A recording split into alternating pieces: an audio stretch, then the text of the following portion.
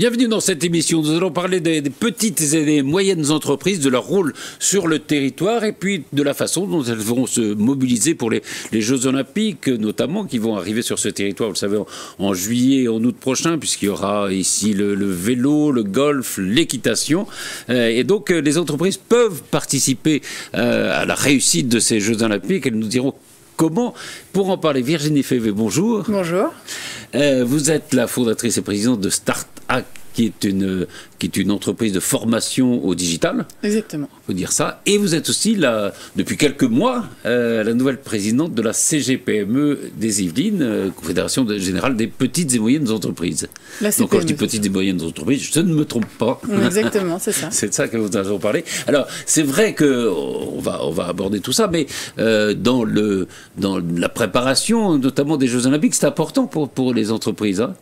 Il y a des enjeux, effectivement, puisqu'il y a effectivement des lieux très stratégiques, et notamment sur le 78, il y a pas mal de lieux qui, effectivement, vont accueillir des disciplines. Donc, et c'est vrai que le numérique sera important et qu'on peut s'y former, il faut s'y former.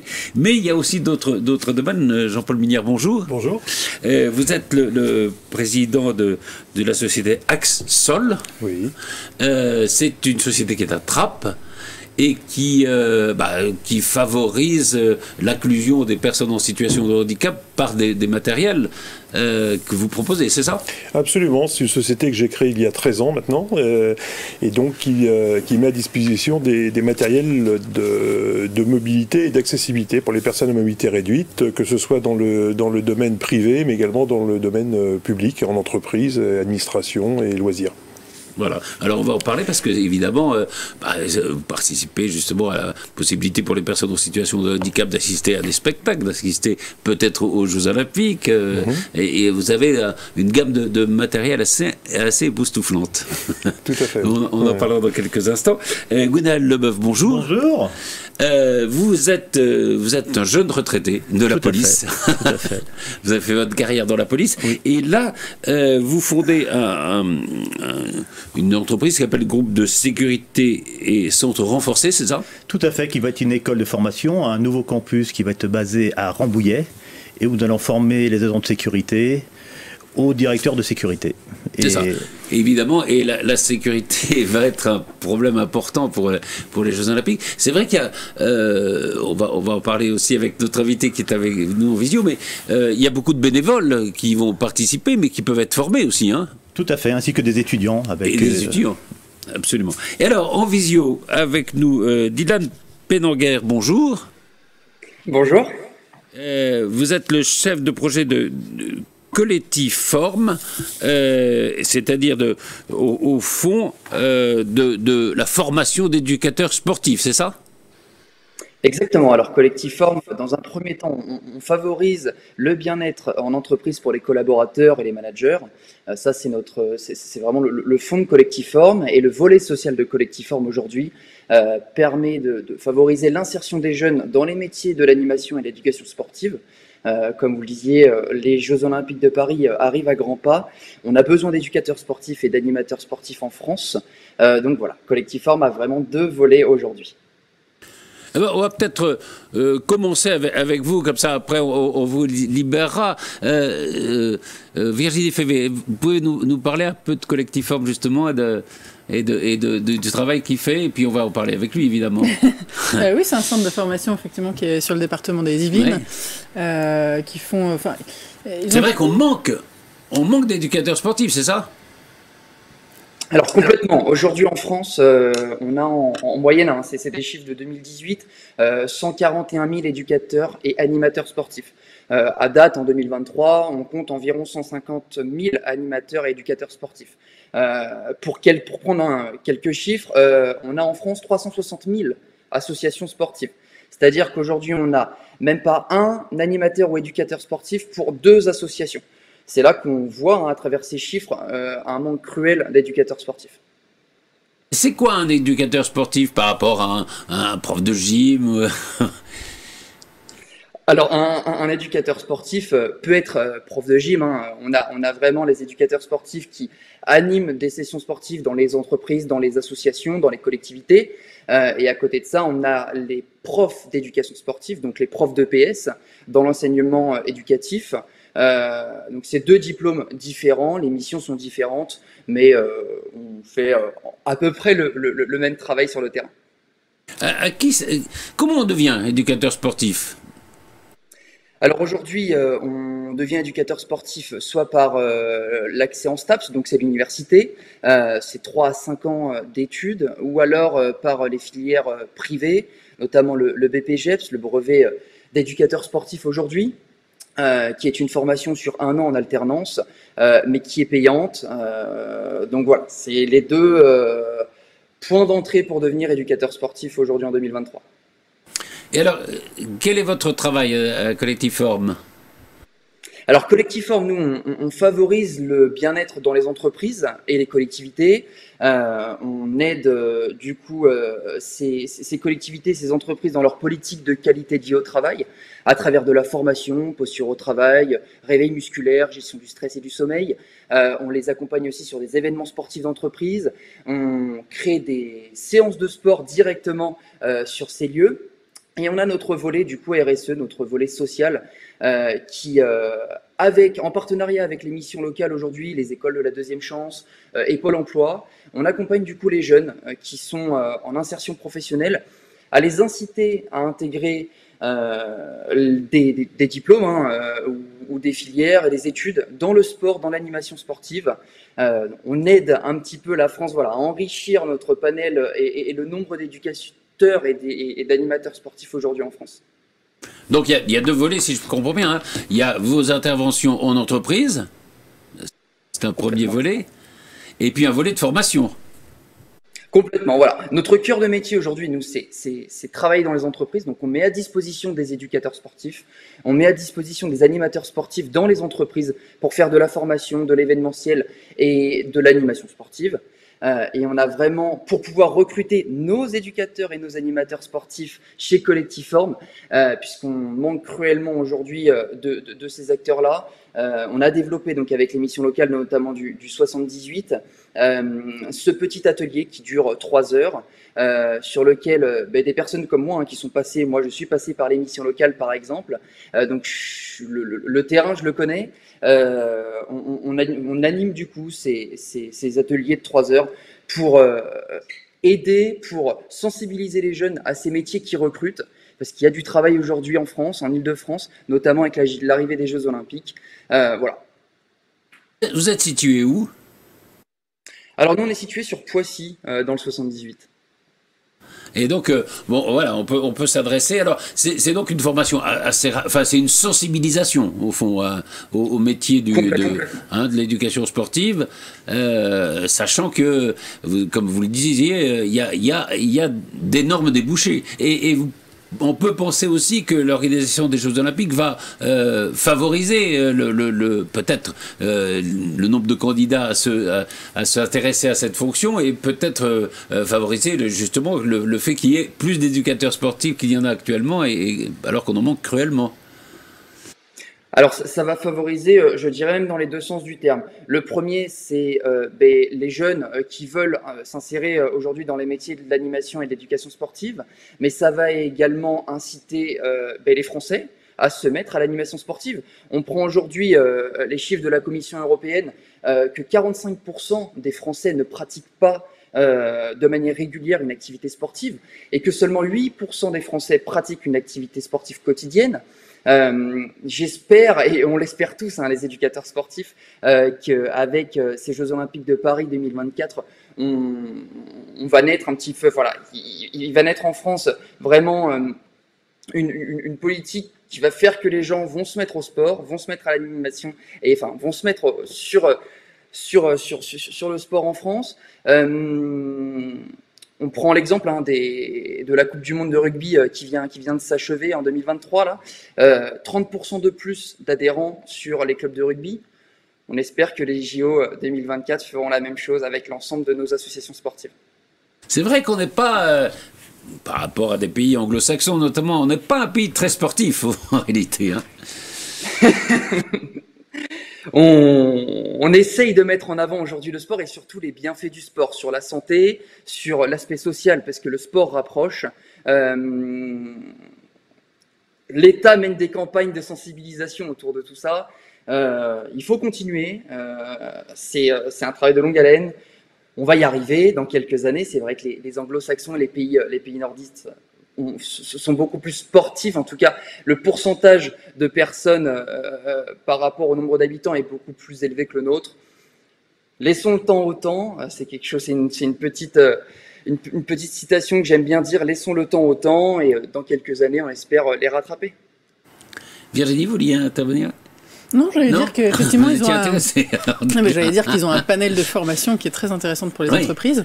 Et c'est vrai que d'amener le sport en entreprise, c'est plutôt intéressant. Ça crée du lien entre les équipes.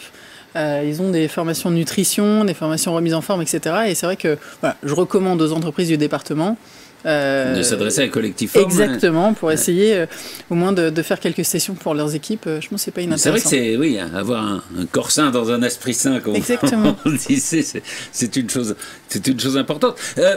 Est-ce que, Dylan, est-ce qu'il y aurait une formation spécifique pour, je sais pas, des bénévoles pour les JO, par exemple ? Alors, on n'a pas aujourd'hui de formation spécifique à eux. Les bénévoles sont formés directement par le comité olympique qui va gérer les Jeux Olympiques. Après, on peut intervenir, nous, sur, par exemple, le stress des bénévoles, le manque de sommeil, donc les formations qu'on a aujourd'hui autour du sommeil, puisqu'on sait que les bénévoles vont quand même être mis à rude épreuve pendant ces quelques semaines. Donc, on peut complètement, nous, les accompagner, comme on accompagne aujourd'hui des centaines de collaborateurs dans les entreprises sur ces volets-là. Est-ce que c'est vrai que peut-être que vous avez dans les entreprises de sécurité, je pense que vous avez plutôt des intervenants qui sont plutôt formés au sport, non ? Tout à fait. D'ailleurs, dans nos formations pour les futurs, nous on est surtout spécialisés dans la formation des agents armés. Ils ont une épreuve, ils ont du sport, hein, bien sûr, pour les soumettre au stress déjà parce que.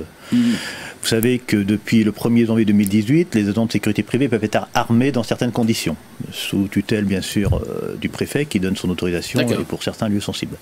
Donc oui, on connaît... donc il faut avoir une formation et physique et psychologique. Tout à fait. D'ailleurs pour ça. Jean-Paul Millard, évidemment, vous intéressez à un public qui est en situation de handicap, mais oui, l'accès au sport, et évidemment, il y aura d'ailleurs les JO et puis les Jeux handisport aussi, hein, qui sont organisés. Donc c'est vrai qu'on s'aperçoit de plus en plus que et heureusement, que le sport des handicapés est le sport comme un autre, avec on a même plus parfois d'admiration pour ces athlètes. Plus d'admiration et plus effectivement, et je dirais, on se projette et on va même au-delà du handicap pour en voir des véritables sportifs en tant que tels. On le suit, on l'accompagne à la fois pour créer les conditions pour la pratique loisir du handicap des personnes handicapées, donc sur le sport, en créant les conditions pour accéder aux installations sportives, non seulement pour l'accès sur des piscines par exemple, mais également tout lieu de sport, et puis on accompagne également des sportifs paralympiques également, notamment en canoë, et donc des personnes qui sont susceptibles d'emporter des médailles d'or sur Paris 2024. Voilà, donc le sport était effectivement une composante extrêmement importante de plus en plus importante, et d'intégration, et d'autant plus dans les fédérations sportives que nous avons l'occasion de voir. Les sportifs aujourd'hui paralympiques et sportifs olympiques s'entraînent ensemble, ou très souvent les uns à côté des autres, bénéficient des mêmes entraîneurs maintenant, de plus en plus, et avec un respect et je dirais un partage à la fois de valeurs et de compétences entre les deux. Donc le lien se crée là, comme il doit se créer dans la société civile. Absolument. Dylan Pedanger, justement, vous accompagnez aussi des personnes en situation de handicap, je pense.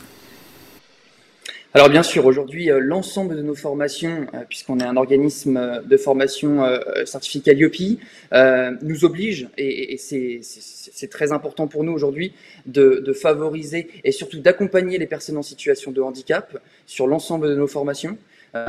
Donc voilà, toutes nos formations, tous nos événements et toutes nos animations sportives en entreprise peuvent être faites à des personnes en situation de handicap. Ok. Eh ben, écoutez, merci infiniment. Je vais vous libérer comme ça, parce que bon, vous êtes à Poissy là. Alors non, là je suis à quelques centaines de kilomètres de Poissy. T'es pas avec nous. Vous avez le droit. C'est pour ça que je suis en visio. Eh ben, vous viendrez une prochaine fois avec plaisir, parce que c'est vrai, c'est une activité passionnante, et puis c'est un besoin, vous l'avez dit, pour l'ensemble de la société, quoi, d'avoir plus de contact avec le sport, et c'est, comme le disait Virginie, très important pour les entreprises, pour le bien-être des salariés notamment, d'avoir ces activités qui, en effet, ça rend plus en forme, ça permet un meilleur sommeil, une meilleure récupération, voilà, une meilleure présence au travail aussi, voilà. Donc c'est gagnant-gagnant. Hein, c'est ça ? Complètement.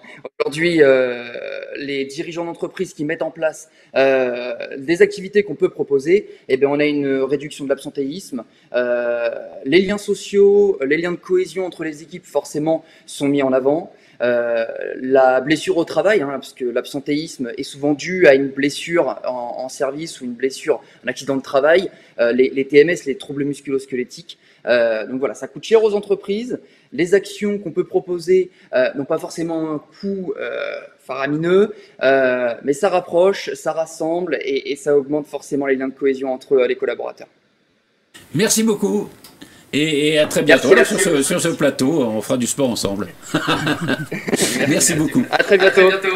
Alors, on va s'intéresser à Guenel Leboeuf, à la sécurité. Qu'est-ce qui vous a poussé à créer cette entreprise? Qu'est-ce qui m'a créé? Parce qu'après 30 années passées dans ces forces intérieures, j'ai voulu faire autre chose, voir autre chose. Vous disiez quoi, pardon? On peut raconter ce que vous disiez? Non. C'était voilà, donc j'ai passé 30 années, c'était une très très belle institution, voilà, je suis parti pour des raisons personnelles. D'accord. Et parce que je pouvais partir à la retraite. Voilà. Pourquoi? Parce que déjà je savais qu'il y avait les Jeux Olympiques qui arrivaient, oui. Et aussi ce qui m'a fait déclencher, c'est depuis que la sécurité privée peut être armée depuis le 1er janvier donc 2018. Voilà, donc avec Monsieur Reynaud, on a décidé de créer cet OS, mon associé, SCR Production. On a décidé de créer cet organisme de formation qui sera spécialisé donc dans la formation de ces agents de sécurité privés, en passant aussi par les nouvelles technologies comme le drone pour la sécurité privée qui est aujourd'hui autorisé. Ah oui. Voilà. Donc on sait que pour ces Jeux Olympiques, l'objectif est de recruter à peu près 15 000 agents de sécurité et de les former.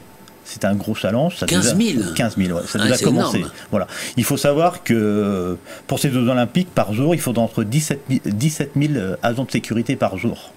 Jusqu'à des points de 22 000 personnes agents de sécurité par jour. Oui, c'est énorme. C'est l'un des enjeux essentiels de ces JO. On l'a vu, la Coupe du Monde de rugby, par exemple, on en parlait tout à l'heure, ça s'est très bien passé. Il n'y a eu aucun incident. Bon, là, c'est vrai que le monde entier va regarder la France et il faut que ça se passe bien, quoi. Tout à fait, et puis il faut savoir que ce métier de la sécurité privée est un métier un peu tendu, que beaucoup de personnes ne veulent pas y aller, ne veulent pas aller dans la sécurité privée. Pourquoi ? Par rapport, je veux dire, aux salaires qui sont assez bas. Oui. Pas trop d'intéressement à ce métier, c'est pour ça qu'aujourd'hui, nous, centre de formation, on va essayer de rétablir un peu ce lien avec ces personnes qui ont quitté ce métier de la sécurité privée. C'est quoi le profil idéal Il n'y a pas vraiment de profil, je veux dire, il n'y a pas vraiment de profil. Il faut une personne qui est bien équilibrée et qui. Oui, ça. Non, je veux dire, il faut être bien équilibré parce que je suppose que dans les gens qui viennent vous voir, il y a un peu des bagarreurs. On recherche, on n'est pas. Et c'est pas ce que vous recherchez. On recherche pas de ce profil de bagarreur ou ce profil de mercenaire ou autre qui viendrait de. Voilà, c'est pas du tout ça. Je sais bien, ouais, c'est pour ça que c'est important de le dire. Hein. On a besoin de personnes qui sont bien équilibrées, qui seront au contact du public pour les Jeux Olympiques, qui auront un rôle aussi d'accueil. Oui, voilà. C'est ça. C'est aussi de l'accueil. Voilà, il faut être aussi accueillant qu'être sûr de soi et pouvoir aider à la sécurité. Alors, là, vous ouvrez en janvier, hein, Tout à fait.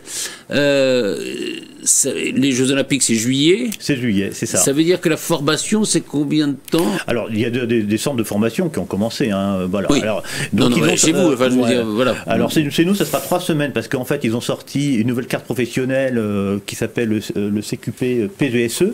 C'est une formation, on va dire, qui a été un peu réduite à 3 semaines pour former un peu des étudiants à avoir une carte professionnelle pour pouvoir exercer ce métier d'agent de sécurité privée qui sera valable jusqu'en 2025. D'accord. Voilà, c'est une formation de 3 semaines. Le Pôle emploi y participe pour les formations. Voilà, oui, quand vous dites 15 000 agents qui vont être recrutés, ouais, c'est quand même énorme. Tout à fait. On sait à peu près combien il en faut à Paris, combien il en faut dans la France. La sécurité privée, c'est à peu près 180 000 agents de sécurité privée sur toute la France. D'accord. Savoir qu'il y a un tiers sur l'Île-de-France, 60 000. Ah oui. Voilà, il y a à peu près 60 000, voilà. Et alors, ils sont employés par qui utilisés, par des grosses sociétés, des petites sociétés de gardiennage. Oui. Il y en a plein, il y en a une trentaine sur les Yvelines qui utilisent ces agents de sécurité que vous allez retrouver, vous savez, dans les magasins ou pour garder certaines villas. Voilà. Et les événements. Voilà. Oui. Là, l'enjeu, ce sont ces Jeux Olympiques. Oui, bien sûr. Quand vous dites, parlez de la possibilité pour eux d'être armés, ça veut dire alors c'est sous certaines conditions, bien sûr. Alors aujourd'hui, la sécurité privée peut être armée en catégorie B, c'est-à-dire avec des armes de poing, ou catégorie D, c'est-à-dire avec des matraques, des bâtons télescopiques. Armes de poing, c'est quoi, pardon? Alors, on va dire un pistolet genre Glock ou genre revolver, en fait. D'accord. Mais ça, c'est sous certaines conditions et pour certaines missions. Pardon, les gens qui seront formés 3 semaines, ils ont droit à ça? Non, tout à fait, non. Ce seront des agents de sécurité, on va dire, normaux. Voilà. Qui ont eu la formation. Qui ne seront pas du tout formés à l'armement. Ils seront formés à d'autres modules. Absolument. Et la formation normale, comme vous dites, c'est combien de temps? Alors, pour ce nouveau CQP PGSE, donc pour ces 3 semaines, 105 heures à peu près. Sinon, un agent de privé qui va faire le module complet, c'est à peu près 5 semaines dans notre centre. Et pour les agents armés, ce sera à peu près 8 semaines. 8 semaines, voilà. Oui, c'est ça, une formation. Oui, voilà, parce qu'après, il faut différencier catégorie B, catégorie D, ce ne sont pas les mêmes. Et vous allez faire les 3 formations, vous? On va former de l'agent de sécurité, oui, jusqu'au directeur de sécurité. C'est ça. Jusqu'au bac plus 3. C'est quoi un directeur de sécurité? Alors, vous savez qu'aujourd'hui, pour gérer une entreprise de sécurité privée, il faut avoir ce qu'on appelle un titre de dirigeant de sécurité privée. Donc voilà, c'est un titre qui est inscrit au RNCP que nous avons. C'est un titre officiel, voilà. Un titre officiel, voilà. On est Calliope, voilà. Donc, et c'est aussi pour, vous savez, tout ce qui est, on va dire, service interne de sécurité dans un hôpital, dans une grosse société. Vous savez, aujourd'hui, avec la nouvelle loi, ça sera obligatoire que ce directeur de sécurité ait ce titre. D'accord. Voilà. Alors, parlez-nous un peu de comment ça va être à Rambouillet, centre. Alors, à Rambouillet, c'est un bâtiment de 600 mètres carrés. Ah oui. Voilà c'est dans Rambouillet même? C'est dans la zone des timoniers. D'accord. Voilà, donc c'est un bâtiment de 600 mètres carrés sur plusieurs niveaux, où nous aurons des salles de cours, où nous aurons une salle qui sera dédiée, on va dire, au tir virtuel, avec un logiciel de tir. Et ensuite, nous avons un plateau de sport, des salles de sport, et nous allons utiliser le centre de tir de Rambouillet. D'accord. Et vous avez déjà des demandes?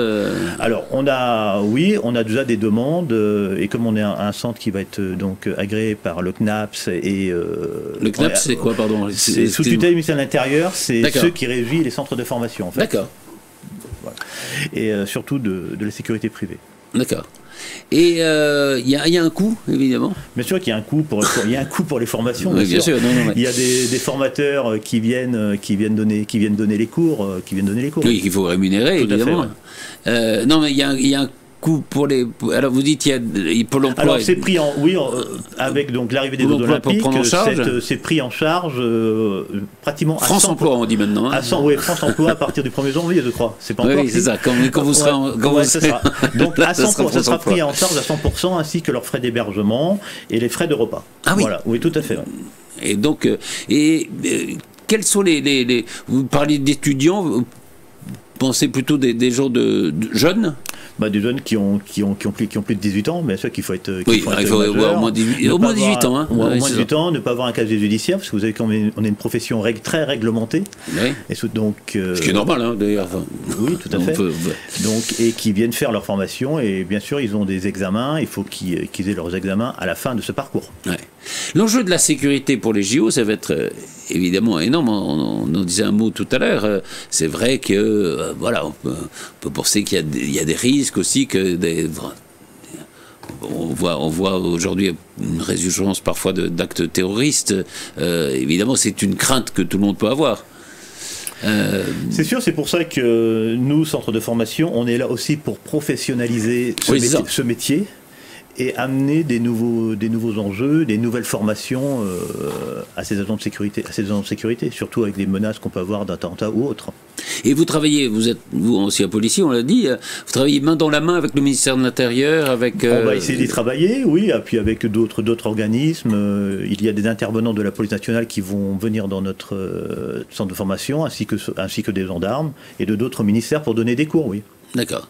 Virginie ou Jean-Paul, vous voulez intervenir là-dessus? Non, mais je crois que c'est extrêmement important, et pas seulement sur les Jeux Olympiques, hein, puisque avec les enjeux que nous avons aujourd'hui, oui, c'est ça. On voit bien voilà, l'évolution et les problèmes de sécurité aussi est là aussi, sur la sécurité. Et surtout que nos forces de l'ordre sont extrêmement sollicitées aujourd'hui, et de plus en plus. Donc le fait d'avoir des relais, moi, en tant que citoyen, moi, ça me paraît absolument essentiel. Et ce que je souhaite, c'est qu'un maximum de personnes puissent s'inscrire sur ces formations, et que l'aspect financier ne soit pas un frein. Je crois que c'est ce qui a été pris et compris par le gouvernement, de façon à pousser au maximum le développement de cette activité, quoi. Vous disiez 15 000... C'est un souhait du gouvernement et des préfets de recruter ces 15 000 agents, et surtout de pouvoir les garder et de les former. Bien sûr. Parce qu'il faut savoir quand même que la sécurité en Provence, la sécurité privée en France, on va dire, c'est la troisième force intérieure. On va parler de la première force intérieure, j'ai quelques chiffres. Hein. À peu près entre policiers nationaux, gendarmes et policiers municipaux, on a à peu près ça fait 234 000 personnes, à peu près. Ensuite, on a nos militaires, 205 000. Et la sécurité privée qui arrive après, avec 180 000 agents de sécurité. Oui, c'est pas loin. Oui. Oui, voilà. Vous avez raison, c'est trois forces presque presque identiques, même si les missions ne sont pas toujours pas du tout les mêmes missions, mais aujourd'hui, voilà. Ouais. Mais je pense qu'aujourd'hui, on doit compter, et il faut surtout bien former cette sécurité privée, la professionnaliser, parce qu'on en a besoin. Elle était un peu mal vue, je pense, au regard du public il y a quelques années. Je pense qu'aujourd'hui, on est en train de la faire évoluer. Et c'est donc un secteur porteur pour l'emploi. C'est un secteur qui est très porteur pour l'emploi, et surtout on est en manque de main-d'œuvre. C'est un métier qui a été un peu boudé. Voilà. Il faut redonner goût à des jeunes ou à des moins jeunes de revenir vers ce métier de la sécurité privée. Vous vous occupez évidemment de ce qu'on appelle la sécurité physique, si je peux dire. La cybersécurité, par exemple, Alors la cybersécurité, on va y ouvrir on a un département qui va ouvrir. On a une personne qui est en formation d'ailleurs. Voilà, ainsi que pour les nouvelles technologies, c'est-à-dire comme les drones, en fait, l'utilisation des drones. Alors l'utilisation des drones, oui. Voilà, en sécurité privée, c'est pareil. Un peu, parce que ça, c'est important. Alors, la sécurité privée, aujourd'hui, avec le nouveau consortium de la sécurité, on a le droit d'utiliser des drones sur, on va dire, pas sur des parties privées, on va dire. Voilà. Pas sur la voie publique, tout ça, vous savez, il y a eu un problème aussi avec la police, vous savez, dernièrement, sur les débats des drones, pour les manifestations. Donc, le drone, oui, aujourd'hui, pour la sécurité privée, par exemple, pour garder on va dire, une usine, par exemple, qui a beaucoup d'hectares, une cinquantaine d'hectares, 100 hectares, je pense que le drone, aujourd'hui, est capable d'intervenir. C'est pour assurer la sécurité, ça peut remplacer ou aider certains agents, en fait. D'accord. Voilà. Et ça, il faut évidemment former des télépilotes de drones, en fait. Hein. Ouais. Voilà. Et donc, ça vous le faites. Ça, nous allons le faire aussi à Rambouillet, oui. Il y a une question qu'on pose. Enfin, il y a Laurent Wauquiez, par exemple, qui est le président de la région Rhône-Alpes, est favorable aux technologies de reconnaissance faciale. Notamment pour des manifestations comme les Jeux Olympiques. C'est en effet quelque chose qui pose problème, parce que jusqu'ici ça a plutôt été utilisé par des États comme la Chine, enfin qui ne sont pas forcément précisément des démocraties, quoi. Vous avez une position là-dessus ? Non, non. Je voudrais pas m'y prononcer. Voilà. Non, c'est d'accord. Non. Mais c'est un outil. Ça peut être un outil. Utile, D'ailleurs, ça peut être un outil utile. C'est déjà utilisé, on va dire, dans certaines grosses sociétés qui veulent, par rapport, pour faire exemple, un contrôle d'accès, en fait. Oui, pour ouvrir une porte, etc. Bien sûr. Ou nous, on s'en sert avec notre téléphone. Des secteurs dits sensibles, c'est utilisé. Ouais. Maintenant, sur la voie publique, je pense qu'il y a un gros débat. Absolument. Virginie, on parlait un peu de cybersécurité. C'est vrai que là aussi, ça va être un enjeu essentiel pour les JO, parce qu'il y a en effet ces risques de cyberattaque qui peuvent tout désorganiser. Enfin, c'est un risque énorme. On est exposé, forcément. On sait aussi que ça va être... de toute manière, il y a de plus en plus, on le sait, de techniques qui apparaissent. Il faut en permanence rester informé. Il y a pas mal de services maintenant qui permettent même de former en interne les équipes gratuitement par des services de l'État. Donc d'avoir finalement des formations de sensibilisation en interne. On en avait parlé d'ailleurs ici même. Et puis il y a d'ailleurs sur ce territoire et des écoles qui forment très bien la cybersécurité et des entreprises spécialisées qui se multiplient. Alors il y a des grosses entreprises et puis il y a des PME aussi là-dessus. Exactement. Vous en avez, je pense, à la CGPME, non? Oui, il y en a pas mal. La cybersécurité, évidemment, il y a une grosse demande et puis ça prend différentes formes et puis ça évolue en permanence. C'est vrai que c'est un vrai sujet et parfois des rappels de bonnes pratiques en interne, ça fait jamais de mal effectivement pour éviter certaines menaces. Des attaques. Oui, parce que parfois il y a des choses simples à respecter, enfin des règles simples à respecter qui évitent en effet des cyberattaques qui peuvent causer des dégâts énormes. Exactement. Alors on va reparler tout à l'heure justement de la formation au digital avec vous, mais je voudrais parler avec Jean-Paul Mignard de votre société qui est à Trappes, donc Axol, c'est ça? Axol, oui. Axol, c'est accès... Solution d'accessibilité. Solution d'accessibilité. Voilà. Ah oui, c'est en verlan. En anglais, au départ. Alors, vous avez un parcours un peu atypique, vous n'avez pas commencé dans les solutions apportées aux personnes en situation de handicap. Non, pas dans le médical ou dans le paramédical, absolument pas, puisque j'ai un parcours d'une vingtaine d'années dans des multinationales agroalimentaires, en commercial et en marketing. Donc effectivement, pas du tout atypique, mais avec la volonté, il y a une quinzaine d'années, de me lancer sur un projet, de créer... Et qu'est-ce qui vous a poussé à choisir ce secteur, alors? L'envie de mener un projet, et puis surtout, alors le hasard me l'a fait découvrir, mais d'un autre côté aussi l'envie de développer une activité tout en étant, au service des autres sur la deuxième partie de ma vie professionnelle et d'aider l'autre, au sens large, voilà, de façon précise. Alors vous êtes à la tête aujourd'hui d'une entreprise qui a combien, une vingtaine de salariés, on a 17 salariés, 17 personnes aujourd'hui, absolument. Mais avec un champ d'action absolument incroyable. Je dirais que notre moteur et ce qui nous motive, ou notre fil rouge aujourd'hui, c'est créer les conditions pour permettre aux personnes à mobilité réduite de vivre comme une personne valide, et donc de créer les conditions pour elles. Autour du handicap moteur uniquement. Et comme j'expliquais tout à l'heure, c'est d'intervenir à la fois à domicile, mais également dans leur quotidien et en dehors du domicile, c'est-à-dire de pouvoir permettre d'accéder à une entreprise pour pouvoir travailler, d'accéder aux loisirs, d'accéder à une administration et autres. Alors on est plutôt, je dirais, sur une niche de marché, puisque aujourd'hui beaucoup d'accès sont réalisés avec des professionnels de type ascenseuriste et autres, mais il y a des cas dans lesquels il n'y a pas d'ascenseur. Ces ascenseurs ne fonctionnent pas toujours. Toujours. Il y a des maisons, bien sûr. Vous avez des gens qui habitent aujourd'hui en immeuble, un immeuble de 3 étages, même neuf, de 2-3 étages, aujourd'hui n'a pas l'obligation d'avoir un ascenseur. Ah oui. C'est au-delà. Donc tout va bien lorsqu'on habite. Tout va bien lorsqu'on habite ce là. Voilà, tout va bien. Mais au bout de 10 ou 15 ans, après un accident de la vie, en vivant dans son logement, un accident de la vie qui peut être un accident de la route, qui peut être un AVC, qui peut être etc.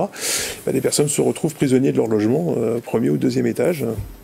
Et donc vous avez des matériels, alors on peut regarder sur le site de votre entreprise, oui. là, je suppose, mais vous avez des matériels en effet qui remplacent qui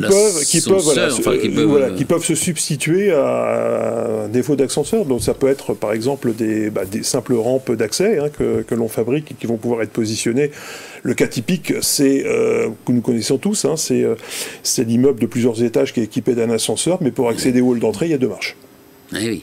Et ça, ce sont des cas. Donc voilà, donc on va mettre ça, mais on a également pour pouvoir franchir des étages, des dispositifs monte-escalier, c'est-à-dire que ce sont des petites machines, des diables électriques sur lesquels on va pouvoir fixer un fauteuil roulant où une personne va pouvoir s'asseoir, et un aidant va lui permettre de franchir les marches et les escaliers, de monter de 1 jusqu'à 15 étages s'il le faut dans des tours. C'est un des gros domaines d'activité, le déplacement.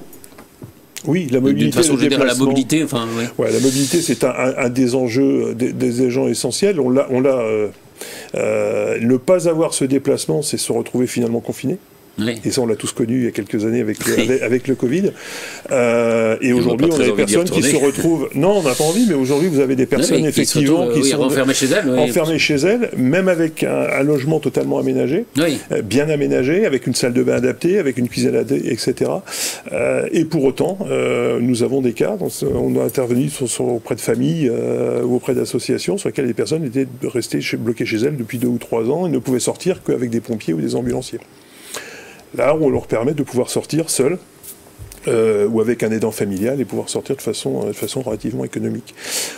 Donc la mobilité, enjeu très important et sur lequel vous fournissez des solutions.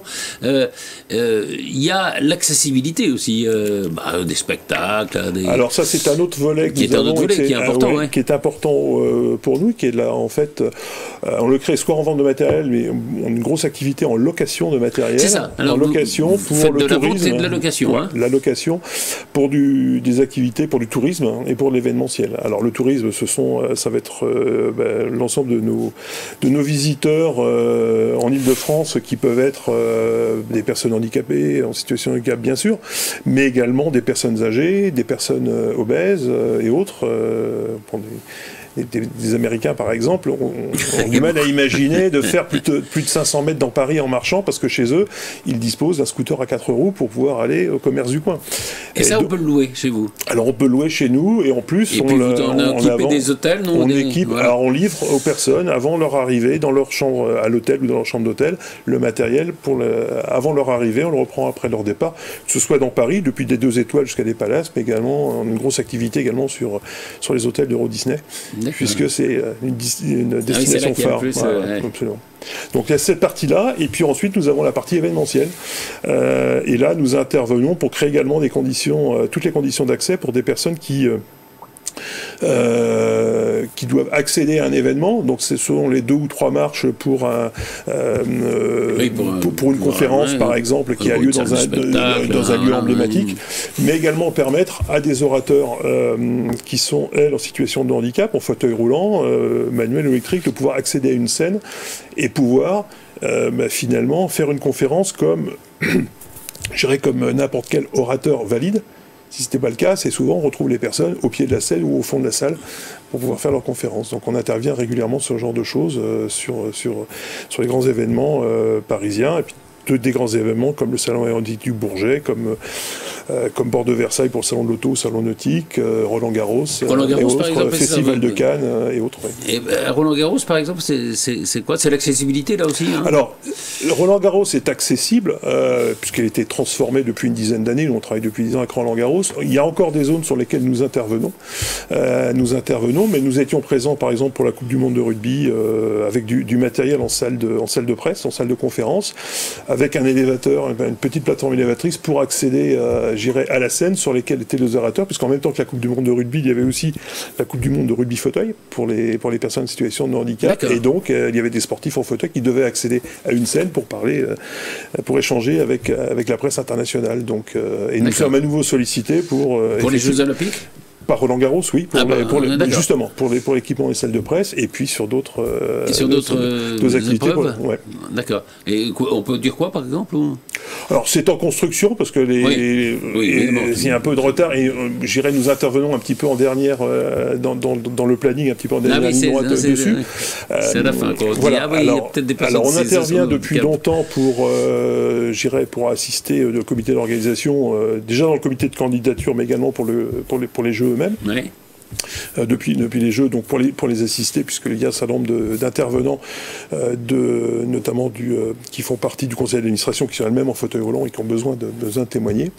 Mais au-delà de ça, ce qui est important, c'est que le comité d'organisation, mais dans son process, dès le départ, a souhaité que les entreprises de territoire soient intégrées au jeu. Alors évidemment, on n'a pas pu sur notre partie répondre à des appels d'offres, puisque l'appel d'offres était effectivement global. Par contre, nous sommes sous-traitants des répondants aux appels d'offres, qui ont l'obligation alors ça peut être des gens comme JL Event, comme Avas Event et autres structures, donc ce sont des gros opérateurs internationaux, et ils ont l'obligation de solliciter des entreprises locales pour pouvoir répondre au jeu. Alors ça soit effectivement sur la partie accessibilité, mais également traiteur, sécurité et autres. Voilà. Et nous inscrivons cette partie-là. Donc aujourd'hui, alors on n'a pas les réponses définitives, mais on est positionné sur la cérémonie d'ouverture pour des accès sur des trottoirs, sur des marches par exemple, avec des titres en accès. On est positionné sur la fan zone équipe de France qui va être également devant l'hôtel de ville à Paris, sur le Club France qui va être la Grande Halle de la Villette. Et puis on est sollicité en ce moment et on travaille à la fois avec RATP, mais également avec différentes structures de la région. Sur les transports. Sur les transports et l'accès aux bus qui vont transporter à la fois des sportifs, mais également... Voilà. Donc sur les jeux, ce qui est important de savoir, c'est que les structures elles-mêmes sont accessibles, notamment pour toutes les constructions neuves. Le vrai enjeu, et c'est un gros enjeu international, c'est non pas l'accessibilité de la manifestation elle-même, mais c'est tout ce qui va être autour pour les accompagnants, c'est-à-dire accéder à des hôtels, accéder à des restaurants, à des musées, évoluer dans les transports. Et le vrai enjeu, il est là, plus que les jeux eux-mêmes.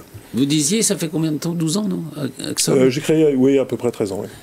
Et quel est votre regard sur l'évolution justement du rapport de la société aux personnes en situation de handicap et de l'aide qui peut leur être proposée?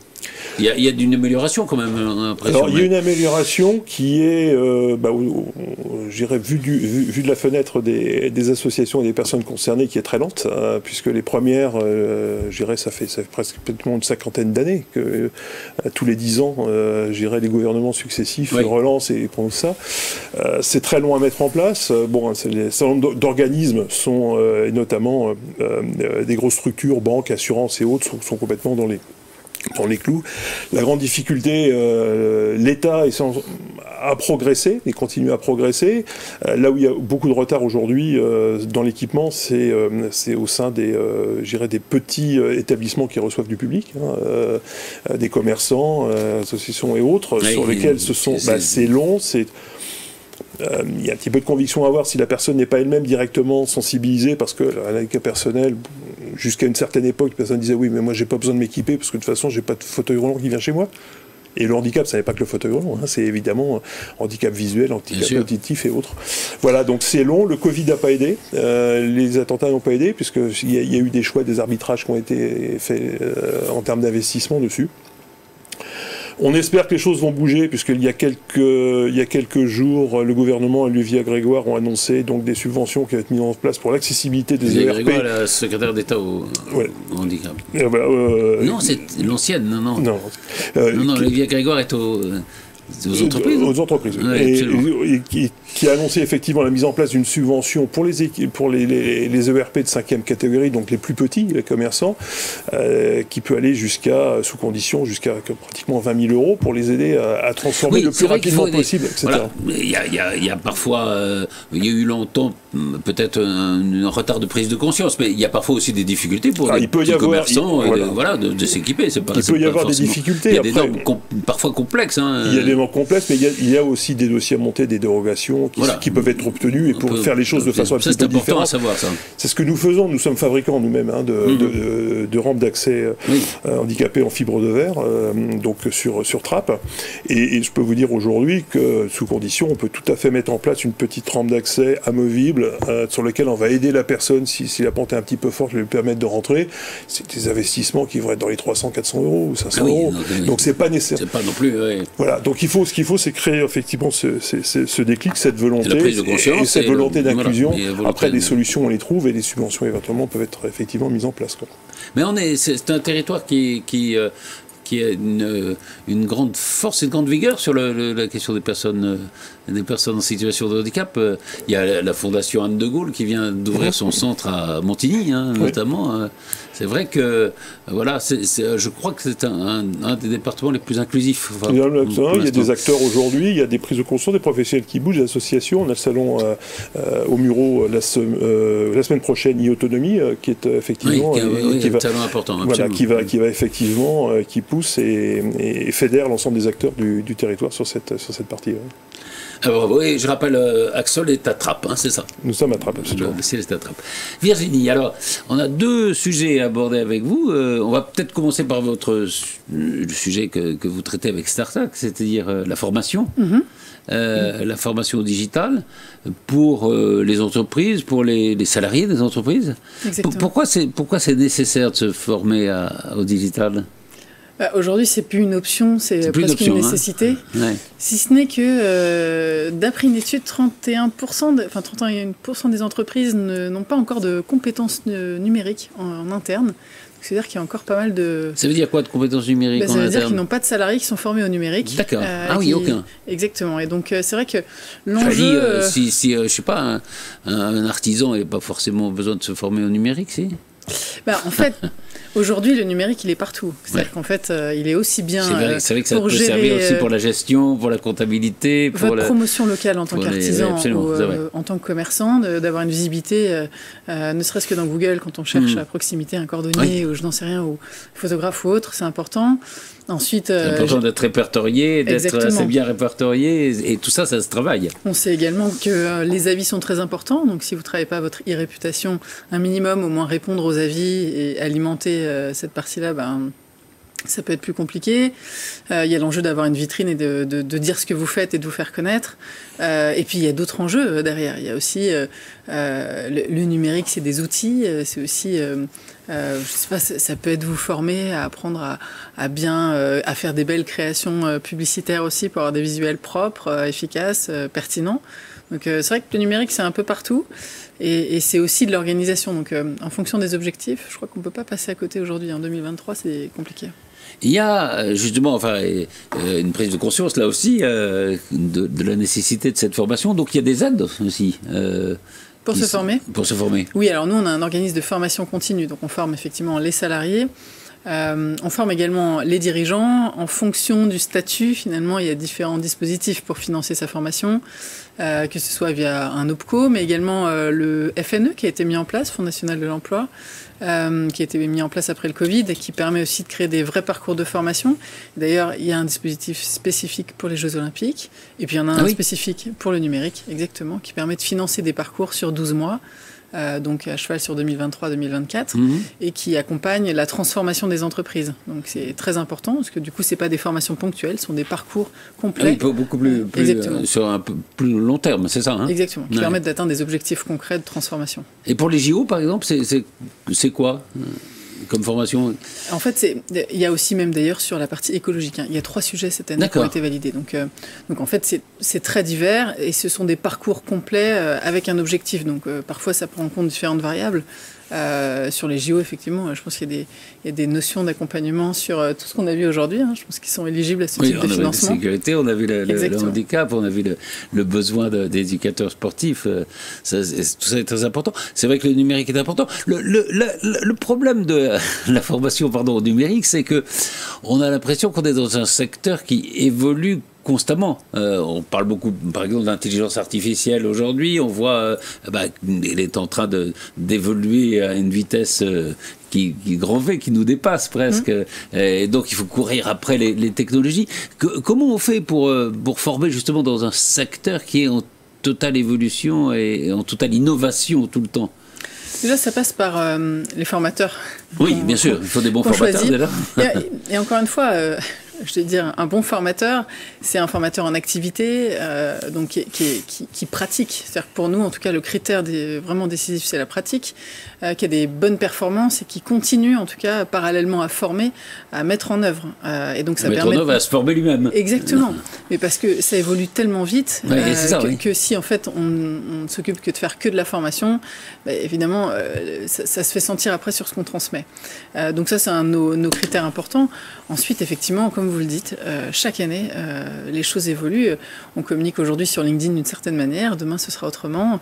Et chaque année, il y a des tendances. Et c'est ce qui fait que notre métier est passionnant. Oui, passionnant. C'est ce qui fait mais c'est vrai que ça agit dans tous les secteurs. La semaine prochaine, on fera une émission avec les spécialistes de ressources humaines. Et dans les entreprises, par exemple, l'intelligence artificielle intervient beaucoup maintenant pour former, pour recruter. Donc il faut savoir maîtriser évidemment tous ces outils. Il n'est pas question que les outils, l'intelligence artificielle remplacent les DRH, mais qu'ils puissent l'utiliser, c'est important. Donc c'est vrai que ces formations sont essentielles aujourd'hui. D'une manière générale. Il y a beaucoup de formations qui sont importantes. Ce qui est important quand même, encore une fois, c'est de savoir où on va. Oui, parce qu'il y a tellement de sujets, vous l'avez dit, l'IA, c'est pas un sujet à proprement parler. On ne se forme pas à l'IA, on se forme à des outils. De l'intelligence artificielle. Et on définit au préalable... Et sur quel secteur on veut qu'ils interviennent, et est-ce qu'on veut réduire des coûts, est-ce qu'on veut innover, est-ce qu'on veut améliorer un parcours client? En fait, en fonction des objectifs qu'on se détermine, on n'a pas du tout le même parcours, les mêmes contenus. Donc les compétences après qui sont associées, c'est vraiment déterminant par rapport à ce qu'on veut faire avec. Mais l'idée, c'est justement que ces technologies aident. Ne soit pas une contrainte. Voilà. Mais en revanche, vous avez raison aussi, toutes les cibles sont concernées. C'est-à-dire qu'à une époque, on pouvait dire qu'il y avait juste les responsables communication, mais aujourd'hui, on forme des RH qui viennent travailler leur marque employeur, on forme des DG qui viennent travailler leur personal branding et leur e-réputation, on va former des commerciaux qui viennent apprendre à prospecter, comment on utilise LinkedIn, comment on utilise tous les réseaux pour aller chercher des prospects. Exactement. Donc toutes les professions sont intéressées jusqu'à ceux qui sont en mode veille, comment on fait une veille grâce aux outils numériques. Et puis, on en parlait aussi pour les JO, il y a aussi les contraintes de la cybersécurité. Complètement. Là aussi, il y a des formations. Alors, il y a des formations complexes, mais il y a aussi des conseils de base qu'on peut donner à tous les employés d'entreprise, les salariés, ou les dirigeants, des choses à ne pas faire, par exemple, qui sont relativement simples et qui mettent parfois à l'abri d'attaques comme ça. Là aussi, c'est important. Et parfois, ça passe par une bonne organisation d'une communication interne qui permet aussi d'éviter ce genre de choses, parce que c'est aussi dû à ça. Quels sont les canaux qu'on utilise et quel est le process, effectivement, en cas d'attaque. Alors, vous êtes donc la fondatrice de Startac, cette entreprise de formation, mais vous êtes aussi la nouvelle présidente de la CGPME des Yvelines. Et on a vu avec Gonal Leboeuf, avec Paul Mignard, l'importance. Gonal, je n'ai pas demandé, vous êtes deux associés. Oui, tout à fait. Vous avez combien de salariés? Alors pour l'instant, nous n'avons pas de salariés, nous n'avons que des intervenants extérieurs, parce que ce sont des... Donc vous êtes une PME, enfin voilà, et Jean-Paul Mignard aussi, 17 ou 18 salariés. Donc on a l'impression que les PME, c'est le cœur, au fond, de l'activité industrielle en France, enfin de l'activité commerciale et industrielle en France. On n'a pas l'impression. La plupart des entreprises en France sont des PME. Exactement. Et donc, effectivement... l'enjeu, c'est comment on peut grossir, comment on accompagne cette croissance, sachant qu'un dirigeant de PME, finalement, il a une casquette qui est tellement multiple que les enjeux sont importants. Donc, effectivement, il faut accompagner ces entreprises-là. Et c'est la CPME maintenant, c'est plus la CGPME, c'est la CPME. CPME. Effectivement, aujourd'hui, accompagne toutes ces entreprises. On a perdu le général. Exactement. Et donc, en France, c'est quand même 243 000 entreprises, la CPME. Donc c'est la confédération la plus importante en nombre d'entreprises. Et c'est vrai que notre rôle, c'est d'accompagner, de défendre, de représenter à travers nos mandats également toutes ces entreprises. On est présent quand même dans les conseils d'administration, à Pôle emploi, à la CAF, mais également auprès des tribunaux, tribunal de commerce, tribunal prud'homme, etc. Donc, voilà. Est-ce que justement, on parlait de ce rôle essentiel des PME, est-ce que vous trouvez qu'il est assez reconnu en France, qu'il y a encore beaucoup de bâtons dans les roues des entrepreneurs? La difficulté, c'est que... J'allais dire qu'on est moins informé, il y a beaucoup de réglementations. Oui, effectivement. Il y a quand même beaucoup de réglementations. Oui, je crois que je lance pas un scoop en disant ça, qu'en France, la réglementation est pas évidente, mais en tout cas, elle évolue en permanence. Et c'est vrai que pour un entrepreneur, il faut être tout le temps en veille pour savoir ce qui se passe. Et c'est pas toujours évident d'être sur tous les fronts, surtout pour des petites entreprises, encore une fois, parce que le patron peut être le commercial, en même temps le RH, etc. Et donc, il faut être multicasquette et à la fois informé et donc... Voilà, c'est bien de se regrouper au sein de mouvements et de rejoindre, j'allais dire, la CPME, j'allais dire, vous êtes les bienvenus, évidemment. Sans le G. Et non, c'est vrai que le président de la Chambre de commerce et d'industrie des Yvelines, Guillaume Quéroux, souhaite pendant son mandat doubler le nombre des entreprises dans les Yvelines. Et évidemment, c'est pas des énormes entreprises qui vont se créer, c'est justement des petites entreprises, des moyennes entreprises. Et c'est ça qui est le cœur, au fond, de l'activité, quoi.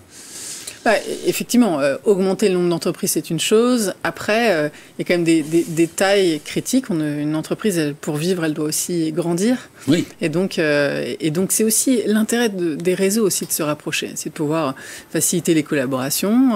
Et parfois, ça passe par différentes formes de partenariat. Mais pouvoir grossir ensemble, c'est important.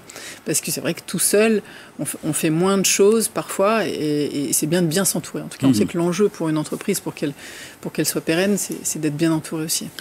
On a vu, grâce peut-être, avec la politique gouvernementale, mais les entreprises ont plutôt bien passé la séquence du Covid. Il n'y a pas eu trop de casse. Ça commence. Mais voilà. Je pense que ça commence aujourd'hui parce que effectivement on a eu. Ce que je veux dire, on a passé là, mais maintenant. Ça a passé parce qu'il y a eu effectivement, les aides et les PGE qui ont été mises en place par le gouvernement ont permis de passer. Ça a permis à certains qui étaient aussi fragiles juste avant le début du Covid d'avoir un sursis. Voilà, mais maintenant on rentre dans le cycle depuis quelques mois maintenant de commencer à rembourser ses prêts, etc.